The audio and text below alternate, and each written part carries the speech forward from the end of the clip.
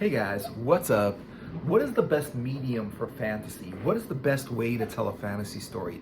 Do you prefer to read a fantasy story or watch one in a movie or a series or a TV show? Do you prefer fantasy art? Do you think that communicates fantasy a lot more than the other mediums? Or like a comic book or a game, is that even better? Like when you have a fantasy story that's in a game. Lots of games are like very story-based games, and not only do you get the story out of the game, but you also can play in the game, which, with an avatar. And that's a whole different experience than just like watching it on TV or Netflix or something like that. So what do you think is the best way to tell a fantasy story? Well, I think that it's really different depending on, like, each one has its own strengths and weaknesses, and where there's one, the other one fails, where one succeeds. Like with fantasy books and novels, the thing about fantasy books and novels is they're cheap to make. You don't have to spend a lot of money to write a fantasy book. You don't. You just have to have the imagination and some skill in storytelling. And even if without any skill in storytelling, it's okay because, skill is something you learn along the way. You just need to love fantasy. And then if you love fantasy and you want to be original, which is, I totally recommend, like, in any of these ways of telling fantasy and communicating fantasy, is originality, because fantasy has to do with imagination. And imagination has to do with originality. It's like, it's not imagination if someone already did it and then someone else is copying it. And that's not imagination at all. That's just like, that's lack of self-confidence, I think, because, you want to say something that you want to say. You don't want to just copy someone else's, unless you're really inspired by that thing, which is a totally different story, but you could see like how some movies, even big budget Hollywood movies, some of them are original, really well done, and others are just simple copies of something else that's already tried, that's worked before. And copies of things don't work as well as the original things that they intended to copy. So that's the thing. So what are the strengths and weaknesses of some of these mediums, right? Well, books are easy to write. They're not easy to write. They take a long time to write, but the thing is, they're cheapest to write. You don't need a lot of budget to write a novel, a fantasy novel. It could be anything. You can collaborate with people, but generally speaking, you don't collaborate with people. Generally speaking, it's one person making one novel, one author telling one story, right? So you don't really collaborate with a lot of other people's ideas so much, unless your publisher is telling you, oh, you got to write this and you got to say this, which is like, doesn't always work out for every author. But it's cheap, and the story that you write in a fantasy novel or fantasy book lasts for as long as you keep writing these books. There are some books that people have started writing in the 60s and they're still writing about that character today. Like Michael Moorcock's books. He started writing in the 60s, in the late 60s. He started doing fantasy books. He's still around, still doing fantasy books today. They haven't made movies of his thing. They've made comics of his stories, but they haven't really made movies or anything. They've copied. People have said that they copied certain characters in certain series and certain movies, whatever, based on his character. But I found that they only took like a couple of things from that character and not really too much from that character. And the rest of that character I found to be original, like The Witcher. They didn't really take a lot from the Elric saga into The Witcher. They took the name and they took the white hair. But then, come on, you can't copyright white hair. And you can't really copyright a nickname. You know what I mean? So it's not necessarily that much that they actually took from it. But it's okay. They got inspired by it, whatever.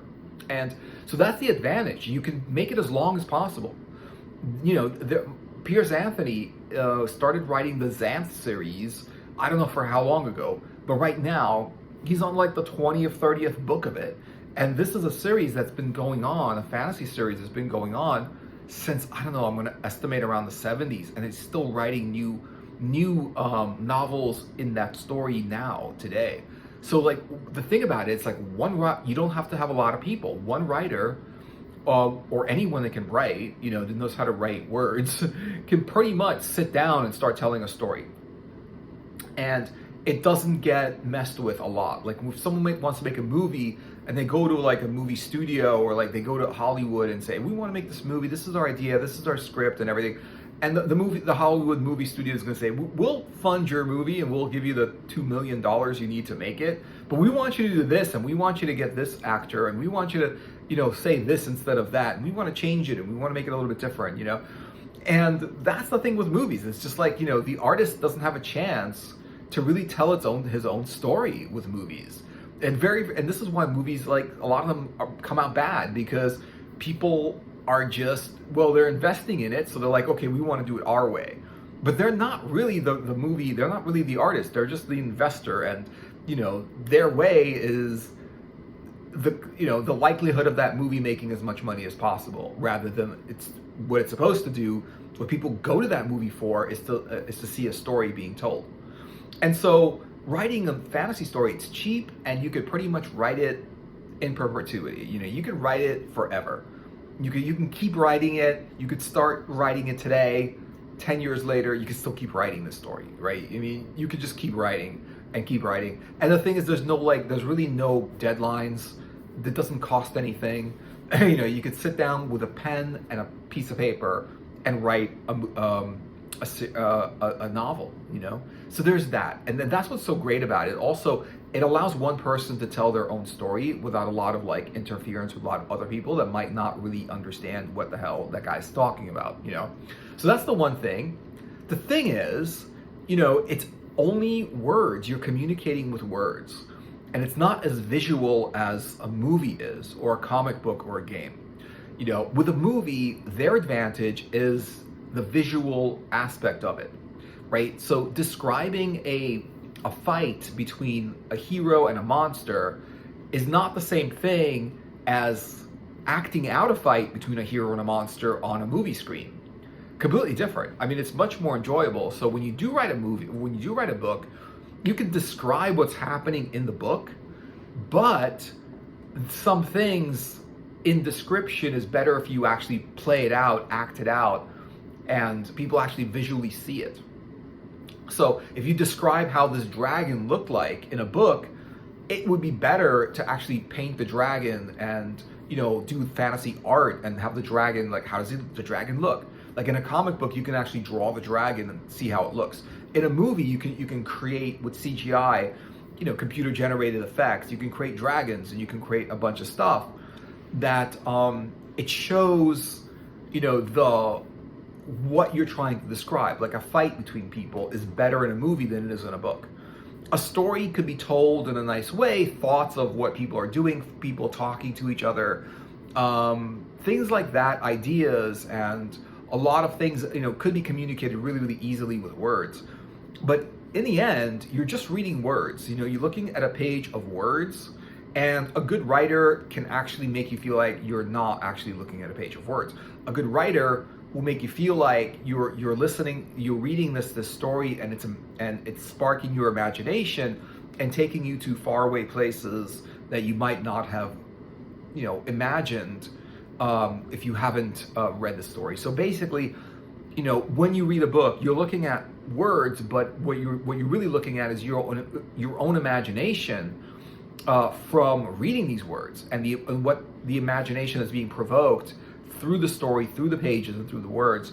So you're reading words, but you're seeing what's in your imagination, and the writer is creating what is in your imagination, right? And that's kind of what you see. When the writer describes something very, very effectively, you kind of imagine it a certain way, and that's the way you see it. So even though you're looking at words, it evokes imagination, and it evokes the story, and visualization. You visualize what the writer is saying.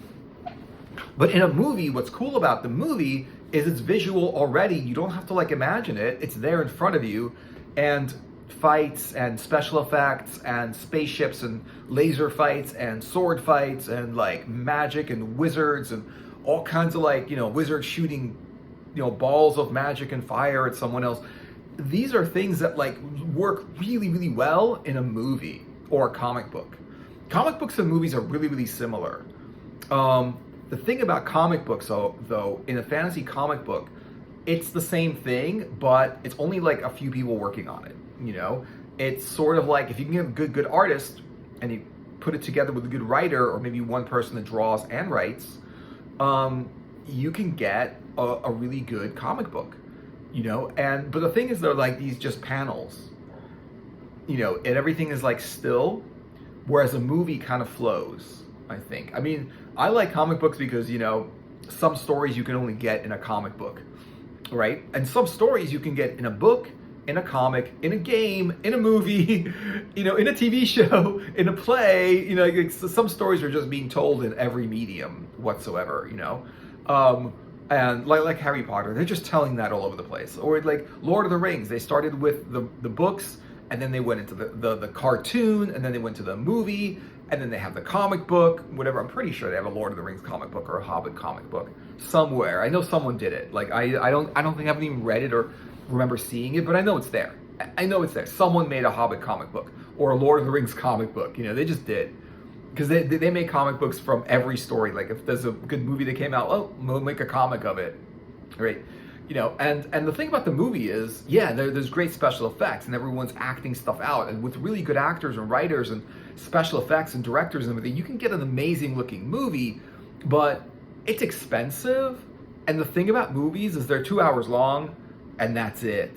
You know, with a book, it'll take you a while to read a whole book that's like 600 pages or 1,000 pages, right? But a movie, it starts to finishes in about 2 hours. Some movies are longer, some movies are shorter, but it starts and finishes at 2 hours, right? That's pretty much it. So it's your 2 hour experience. Now with a series, I like series a lot more than I like movies. You know, when I go to Netflix and I'm like, this story looks good, and I want to click on it, and I'm looking at it like, oh, it's a movie. It's only 2 hours long, right? It's like, it's better if it was like, oh, this looks cool. Oh, look, it's a series. And look, there's already 3 seasons of it there. Awesome, I'm gonna watch it. You know what I mean? I'm gonna start watching it. You don't watch it like all of it right away unless you have time for that. But you know, a series, you know, there's gonna be a long running thing. You know, it's gonna be a long running thing with no commercials. It's just gonna be this thing that it's going to take you a while to watch this whole thing, and it's long running. You know it's not going to be over in 2 hours. Even in like movies that have sequels, it's just like, oh, there's 2 of these movies, or there's 3 of these movies, or something like that. You know, it's too short. Movies are freaking too short, and they have to tell a story from beginning to end within 2 hours. They have to tell the entire story, and with big stories like Dune or it's something that is better in a series, like Stranger Things is better in a series because it's, you know, they're coming out, instead of like coming out with a new movie, Stranger Things, the new movie, it's Stranger Things, the new season, and it's got like 10 hours of content in a season. There's just so much more of an experience you get from a series than in the movie. Movies are short, but they're very visual and they're fun and they're interesting and everything like that. Games are cool, but games are more of an action thing. I find mostly a lot of people like story-driven games or whatever, but you know, it's an action thing more than anything else. So it's basically not really there to tell a story, even though like there is a story in the game in some games. People are not there for the story. They're there to play, shoot things, jump around. They're there for action or some kind of interactive experience, you know. But the thing about movies is it's really like, it just starts and ends. It's just too short to tell an entire story. Whereas like someone like made 3 books in a series of a story, they can continue that story or even change it or whatever, or write another book from the same person. And what's interesting about it is that people follow the person writing the book. And with movies, you don't really follow the person making the movie, because usually movies are done from different people all the time. You know, you could, you know, like follow certain people making a movie because you like the way they create movies, but a lot of the time you don't get that chance because they're always collaborating with different people. Maybe there's a director you like, but then they're collaborating with different actors and writers and producers and everything like that. So their movie is going to be different from one movie to the next, even though it's the same director. Whereas like an author, you kind of like get into them because their stories are going to be cool. Like you get that author and you get how they're communicating and get how they're telling the story. And so because of that, you follow the author, and like his books, even though the stories are different, the way he tells the story is going to be similar, and it's going to be just as enjoyable, even though it's a different story. It doesn't really matter because it's done by the same person. So the same ideas are going to be into it, and the same kind of like elements are going to be into it. And even though it might be a different story with different characters and different worlds with different plot lines and everything, there'll be a level of similarity in it because of it's this guy's story or this woman's story. You know, they know that like, oh, it's this writer, so I'm going to expect a certain thing from them. Whereas like movies, it's like you don't have that regular thing. Like a sequel to a movie might not be as good as, or like even the same kind of thing as the original movie, because there were different people involved in the sequel than in the first movie or the second movie or the third movie, because there's just too many different people involved. Even if the actors and actresses are the same, it doesn't really matter because there's going to be different directors, there's going to be different writers, and even if there's like the same writer or director, they're still going to collaborate with a lot of different people. You know, so the story is going to be a lot different. Some movies and series and sequels are good, but I find this works a lot better with series because it's mostly the same people that are involved in the first season that's involved in like the second season and third season. So series tell a story that's more like a book. You know, you really can't tell a real story in 2 hours. It's a little, you know, it works good when you write a 2-hour movie, but it doesn't work as well as when you have a long story that you want to tell in movie form. And because you want to tell it in movie form, and it's just this long story that might take like 10 hours to tell, it doesn't effectively communicate it in a 2-hour movie. But in a series, it does. In a series, the series can be as long as you want it to be. And that's what I like about series, is just the length of it and the more enjoyment of it. So movies are cool, they're very visual, but they're short. And series are cool. They're also just as visual, just as great as movies, but they're longer. And you can have multiple seasons, and I find that the seasons are better than a sequel to a movie. It's just a continuation of what they were already doing. You know, it just doesn't end, it continues and continues, the story continues. They never end the story. With series, they just continue it to at the next season, right? They write it with the intention of continuing the story rather than the intention of wrapping the story up and having the story have an end and then somehow starting it over again in the series, in the sequel. So that's the thing about series, is they're better. They're just as visual, but they tell a longer story, a better story, and they can really like very world build an amazing world where you can really have a good time, you know, enjoying consuming that kind of content. You know, comics are great. Comics are like it's visual, it's artwork, and it's the same, and then it's like also writing, and it's when art and writing come together, you get a great comic. The thing about comic books is a lot of them are superhero based.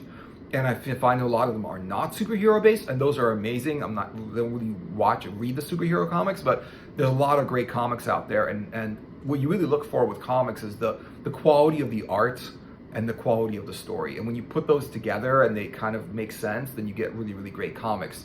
And comics are cool because you can collect them, and they can keep making them, and they never have to stop making comics. Some comics they've been making since the 50s and the 40s, and they're still making that character today, you know, those characters. So, you know, so there's those.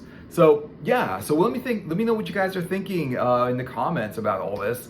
Thanks for watching the video. Hope you enjoyed it. Like and subscribe. Check out my other videos. And yeah, and I'll see you guys in another video later.